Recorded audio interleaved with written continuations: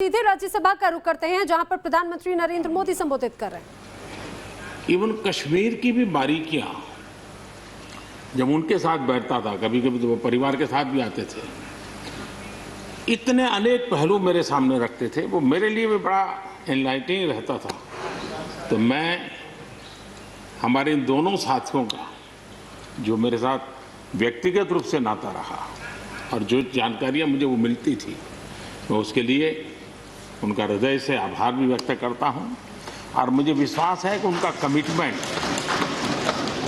और उनकी क्षमता, ये दोनों देश के लिए और विशेष करके जम्मू कश्मीर के लिए काम आएगी।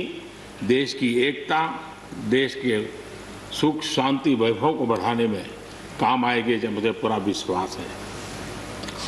हमारे एक साथी शमशेर सिंह जी, अब तो याद भी नहीं रहा कितने सालों से मैं उनके साथ काम करता रहा हूं, क्योंकि मैं संगठन की दुनिया में का इंसान रहा, इसी क्षेत्र में मैं काम करता था। कई वर्षों तक जम्मू कश्मीर में भी काम करने का मौका मिला। तो मेरे साथी कार्यकर्ता के रूप में कभी एक स्कूटर पर ट्रैवल करने का मौका मिलता था। बहुत छोटी आयु में जो इमरजेंसी में जेल में गए, उसमें शमशेर सिंह जी थे। और इस सदन में शमशेर सिंह जी की उपस्थिति 96% है। ये अपने आप में, यानी जो दायित्व जनता ने उनको दिया, उसको बिल्कुल 100% निभाने का प्रयास। मृदुभाषी हैं, सरल है, और मुझे विश्वास है कि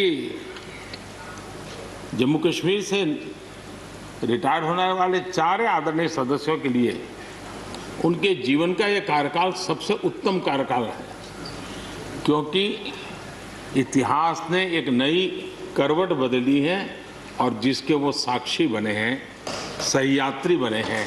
ये उनके जीवन की बहुत बड़ी घटना है। श्रीमान गुलाम नबी जी, मुझे चिंता इस बात की है कि गुलाम नबी जी के बाद इस पद को जो संभालेंगे, उनको गुलाम नबी जी से मैच करने में बहुत दिक्कत पड़ेगी।